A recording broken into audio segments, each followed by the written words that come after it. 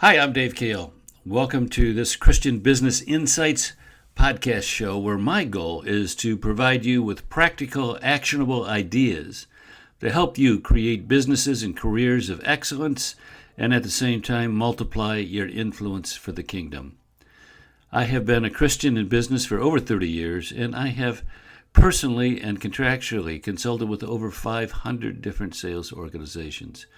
So in these podcasts, I combine the lessons that I have learned with an out-of-the-box experience and perspective on Christianity that you will find challenging. And we put that together to provide you with practical insights and ideas that you can use to live better and lead better. Welcome to the journey.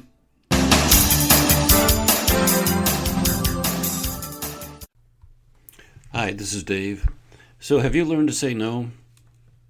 You know, sometimes in these Christian Business Impact podcasts, I talk about issues, spiritual issues as it relates to business people in the marketplace. And sometimes I talk about basic best practices of good business people and good salespeople. And today is the latter, not the former. This would apply to anyone, whether they're Christian or not. Seems like more and more business people have lost the ability to say no. See if this experience doesn't sound familiar. I had met with an individual, talked with him personally, invited him to a small group meeting. He came, he interacted positively, and he indicated he would commit to being part of the ongoing meeting. And then he went dark. For 3 weeks, he would not return phone calls or reply to emails. From my perspective, he just dropped off the planet. Now, we all know what happened. For whatever reason, he had a change of mind. Okay. Instead of honestly communicating that and telling me no, he chose to communicate his change of mind by not communicating at all. For some reason, he could not say no. Now, I wish this one instance and this one person, I wish it was a rare case. I wish it were an exception to the general rule, but unfortunately, he's hardly the exception. I have this kind of experience at least once a month. Someone with whom I had several conversations literally drops off the planet and goes dark. Evidently, much of the business community has lost the ability to say no. That's too bad. Being able to say no is a higher level skill that is advantageous in both business as well as our personal lives. Those who do not master the art of saying no are forever doomed to an immaturity in their business skills, while those who can and do say no operate at a higher level of skill and social finesse. Let's look at no from two perspectives. First, from the perspective of the person who is spoken to, the receiver of the no. And second, let's look at it from the perspective of the sayer of no. Now, when you are receiving end of no initially, it does not feel good. It confirms rejection. However, it is quick, it's decisive, and you know where you stand. While you may wonder about the motives of the no-sayer, you can respect him or her for honestly communicating.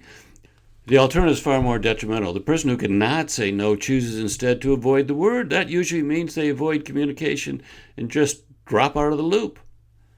Now, you're left with reaching out to them. You make multiple calls, emails, leave phone messages, reach out through social media. And so the process of finally understanding that the lack of the communication really means no, that can take weeks of effort. The lack of hearing an honest no is a time-consuming process, a time-wasting process.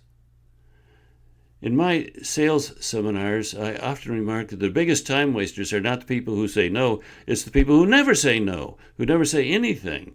They just lead you on and on and on until you finally wear out and move on. You're left with a number of negative impressions. The strategy of going dark and hiding really degrades both of you. First, you have to question the person's lack of courage and their thwarted social skills. Really? This is how you were raised? You can't help but view the hider as less of a person. Then, of course, you realize that the lack of no carries with it the message that this person really doesn't think very highly of you.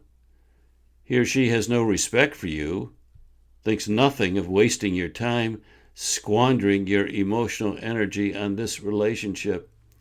The net result of hiding instead of saying no is that both of you are diminished. Now let's look at it from the no-sayer's perspective. Hiding from communication is really an immature response. It indicates a lack of social skills and an undeveloped personal identity. As a communication strategy, it causes all the negative repercussions that I just talked about. On the other hand, the ability to say no is a higher order skill. It's indicative of a more mature, more developed psyche. When you can quickly and decisively say no, it indicates that you have a focus and a set of guidelines to shape your decisions.